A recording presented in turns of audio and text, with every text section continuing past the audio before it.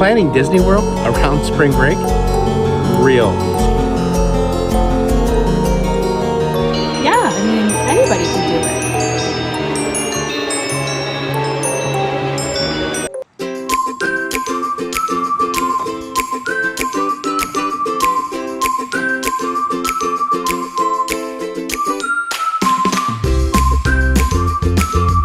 it. Welcome to Disney World. Yeah. Welcome to Disney World at spring break. On this edition of Field Trip Fridays, we're gonna give you our top 10 tips of how to survive Disney at maybe one of the busiest times of the year. And This fits lessons, plans, and layovers like absolutely perfectly, because we talk about schedules and we can't modify those. And this is literally Easter 2026 at spring break, probably the busiest ever. So we've already been challenged. This is probably going to be our best challenge, and if we make this video and we do it well, subscribe, man, because we're nailed it. So how about you give them our first tip? Yeah, well, our first tip is to make sure to set your expectations, everybody. The truth is that you're going during a busy time, and so you want to plan in your day the ability to have time, maybe wake up a little bit earlier, but certainly don't think that you're going to hit every single ride. You're not going to be able to do all of the things. So it's probably why pre-planning is so important. So just know that you're going to have a good time. Make sure your attitude is totally right. Have fun, but just don't be like one of those people that has to do every single thing, or you're not going to have an enjoyable trip. No, you need to build in breaks, and especially if it's hot. Today is one of those days. So we believe in you, and we're going to give you all the rest of our tips coming up to you, and we're going to talk about how to try to save money at Disney, which is tough. One way that you can do that is using Undercover Tourist to purchase your Disney tickets. It gives you a 10% discount, which isn't a ton, but it's something when you're spending thousands of dollars potentially on tickets. We've done that a couple times, and it's really easy to do, and once you have it, they give you a code, and then you can just go to the Disney site and grab it. So it's pretty sweet.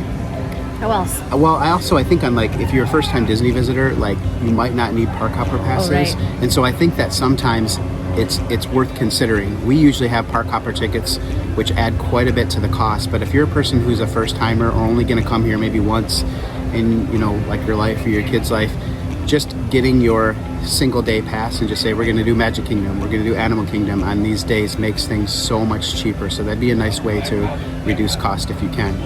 And speaking of that, another thing you can do is there's a credit card called Chase Business Ink Cash, and this cash card allows you to get 5% back on gift cards at places like Staples. And so we've done that a couple times as well too. And you don't need to have like this thriving big business. This YouTube channel for us would count, but if you sell things, on Amazon Marketplace, and you do quite a bit of selling on those, or any kind of small little business you do, you can apply for that, and that's an easy one to do. And then the flights. Oh, and then also, usually this is one of the best ways to save money on Disney trips is flights. Try to get your flights via whatever card system you're working, either with a credit card that's specific to a flight or some kind of transfer partner, to get flights cheaper if you can, and book them as far in advance as you can. And then finally, places to stay. Obviously, there are pros and cons to staying on property versus staying off property. You're going to save money if you stay off property, like in an Airbnb or some of the Disney neighborhood hotels that could potentially have some credit card points attached to them. But there are bonuses to staying on property as well, transportation and some other just being in the Disney sphere. It's kind of cool. So if it's your first time coming, maybe you stay on property, but if you've been here a lot and you're okay with staying off property a little bit, it's one way to save some money. Hey, back with another tip. This one has to do with transportation. So we're currently riding on a Disney Skyliner, which is one of the really great transportation options for Disney guests. The Skyliner connects Pop Century and Caribbean Beach, Epcot, and Hollywood Studios. So it's really fun. Another option that Disney offers in terms of transportation are their buses. The buses connect to the resorts and the various parks, as well as Disney Springs. You're going to find that buses are kind of the non-premium, I guess, version of all of them. They're going to be located at all of the places. So the nicer hotels that you get, you end up getting more than one mode of transportation. And so that's just something to be knowledgeable about. Disney also utilizes boats quite a bit. There's lots of waterways. These boats will take you to like around by Magic Kingdom. There's a lot of boats. There's also a really fun boat ride that takes you from Disney Springs to Port Orleans, French Quarter and Riverside, and then vice versa. That's a really great boat ride to just do at night. You can go to French Quarter and get some beignets. And then finally, you can always Uber. And we every now and then would practice doing Uber. We thought it was a good idea, as there's a boat that goes by. We thought Uber is a good idea every now and then. It's kind of like if you are looking to get away from property really quickly, or maybe you have a dinner reservation, you just need to like get there right away. Uber is a good option, and there are some credit card options like with Uber and Lyft that there's credits to help kind of like offset some of the annual cost as well. So consider Uber. And then the one final transportation that is iconic to Disney is their monorail system. In the monorail system, there's specific hotels that are on the monorail, as well as connections between Epcot and Magic Kingdom. But with all of these different types of transportation, it really is doable to do Disney without a rental car, especially if you're staying on property.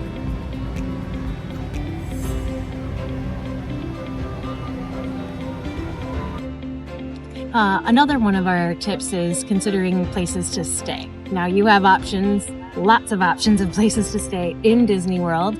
Our favorites are Pop Century. It's a value resort, so it's decently priced. It's clean. It's been recently renovated, and the biggest perk is that it is part of the Skyliner.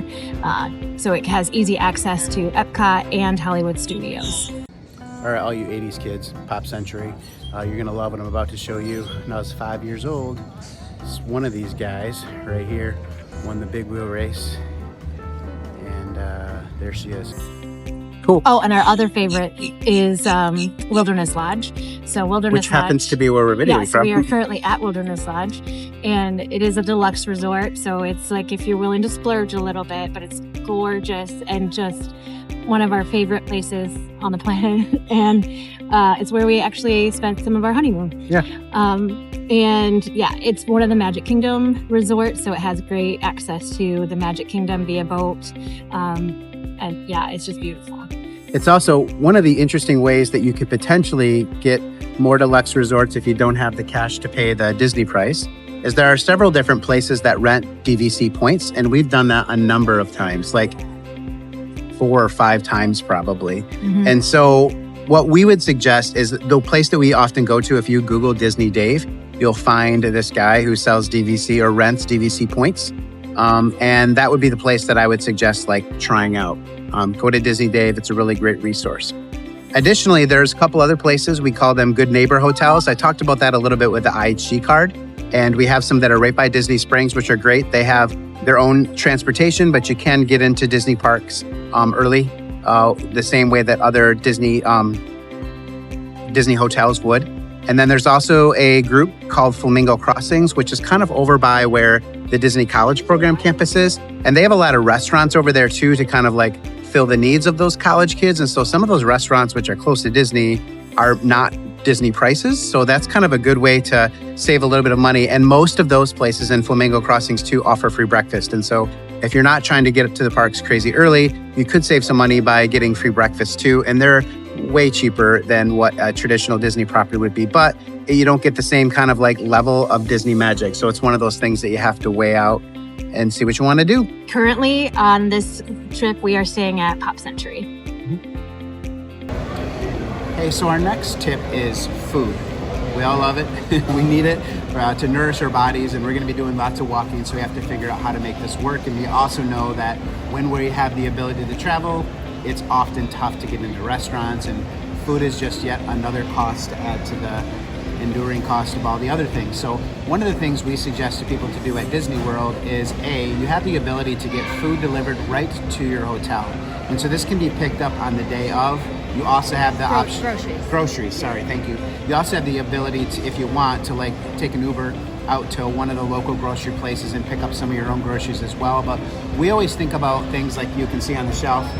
We think about like granola bars, and we think about like things that have protein in them and some carbs, and water is a great one to get because water is so expensive in the parks, or maybe some soda or whatever kind of energy drinks you might need to be able to get you through. But the way we think about groceries is we think about the ability for you to be able to grab some of that stuff, eat it in the morning. We almost always, maybe every day, have some of our favorite things to eat on the way out for breakfast, and then we bring some snacks. We put some things inside of the bags, and so ideally, if you can make it work, if you were to eat something sizable for breakfast to especially get some protein in you, you work that off, and then you have the ability while you're in the parks to eat some of your snacks you pack, and then also if you want to, instead of going all out and maybe like lunch, you might like get a couple snacks at the Disney parks as kind of like a reward, and also some of the snacks that you pack. This is if you're kind of trying to keep things inexpensive, and then maybe plan a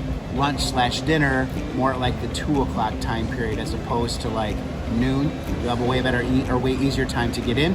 And you can also, why don't you describe only quick service, but also describe how you can like order early, to get your food delivered. So Disney has something called mobile order. You would use it on the Disney app, the My Disney Experience app, and anywhere in the parks if there's quick service restaurants, or even at the resorts. We did that today. We mobile ordered.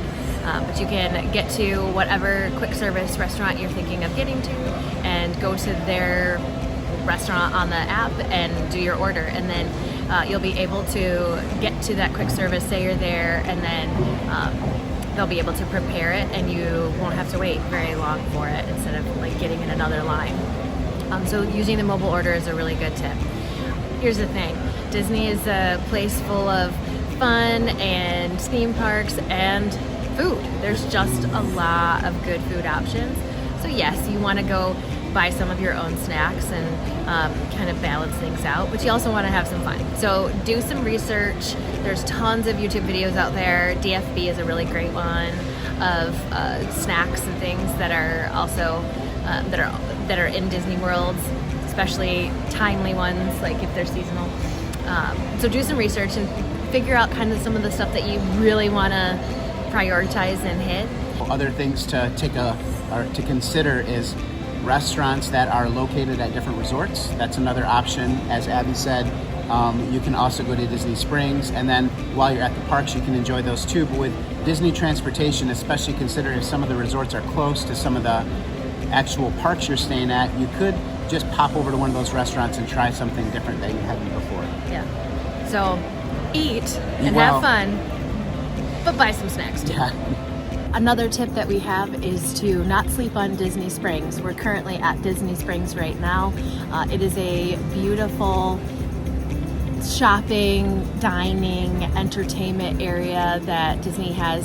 And depending on what you're interested in, it depends on what time of day you would want to come. We currently are here at right when it's opening at 10 a.m. and it's quiet and there's not a ton of people, and it's just a great change of pace from everything that you might see in the parks.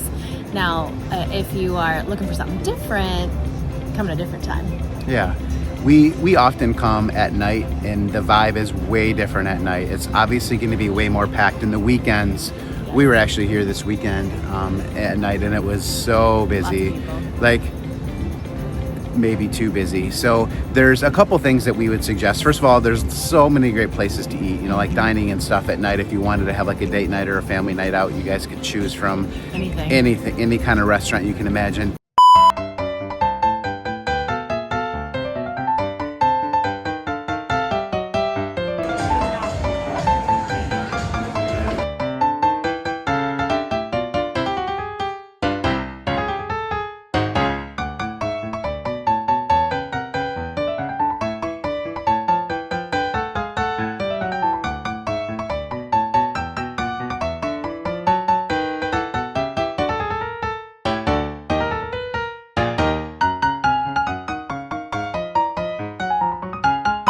We've also enjoyed Cirque du Soleil a couple times. We'll show you a couple shots here of some outside pictures of Cirque du Soleil, but that's also a really cool thing to do at night.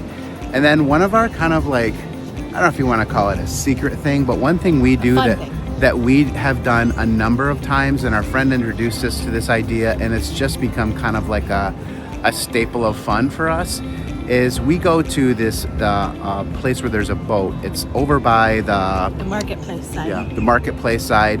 And you can hop on a boat there and you can take the boat for probably like a 15-minute, maybe 10, 15-minute little adventure. And it brings you over to Port Orleans Riverside and the Port Orleans French Quarter. And the French Quarter is a cool place to hop off, and you go to the kind of the main area there. There's often horses pulling people around, which is kind of fun to see. Additionally, they have the best beignets there as well. So it's a really cool place to have some beignets. I think of it as kind of like a cool romantic evening that you can have with someone you care about, or if you're with a family and you want to go take your kids out on a fun little adventure, a little food, and then taking a cool boat ride, eating some beignets at a different hotel. All of those things are very cool. Okay, so the little flag behind me is the place where you would go grab a boat to go over to get some of the beignets. And then just in kind of location, Abby, if you want to follow me around, you'll see that right in back of the Rainforest Cafe. And then down over here you have Goofy's Candy Company, etc. That pathway. You can even follow me along this way. You can see where it says Days of Christmas. That's the pathway you'll go down. You'll go through security. And then at that point you can go find the boat and have fun.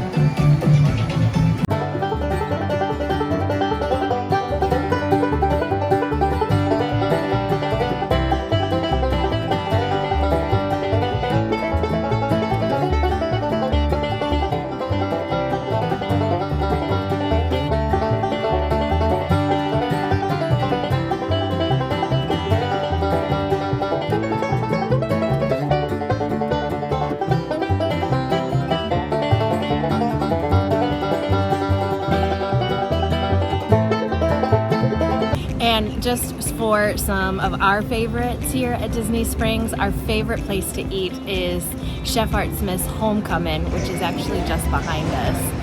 It's that restaurant behind us. We're going to be going there in a little while for lunch. And our favorite store to shop at is a place called Sugar Boo. It's super unique and has a lot of really positive, uplifting kinds of merchandise, and it's just a ton of fun. We have found a lot of things there. All right, so we just wrapped up at Sugar Boo, and just kind of real quick, I wanted to tell you why it's important to us. I have this little phrase up here. It says, "Put good things into the world."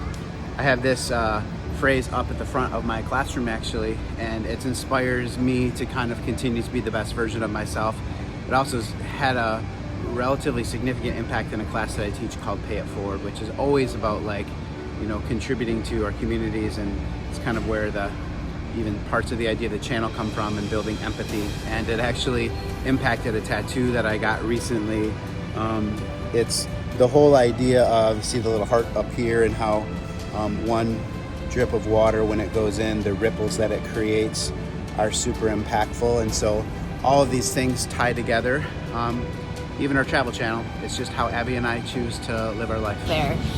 So those are just some of our favorites, but if you're interested in just some high-end shopping, if you're interested in Disney shopping, the World of Disney store is here, Rainforest Cafe, T-Rex Cafe, so there's something for everybody.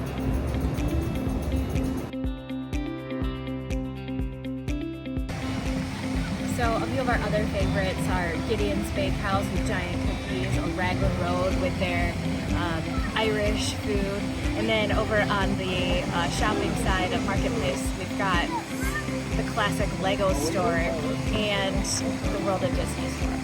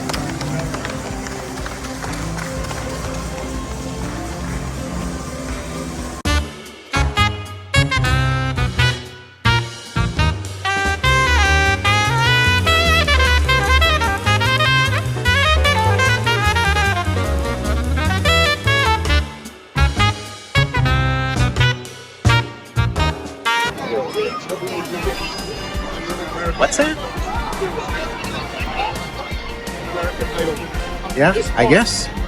Give it a go. So here's the trick. If you saw the last time that Olaf was at Disney Springs, in the comment section on the YouTube, say, got it. Once you say got it, hop over to our Instagram page, which is located right here, and just message us. Tell us what is the location of the last time that you saw Olaf at Disney Springs, and you'll be in the drawing. We have 1 week. We're gonna draw next week, Saturday.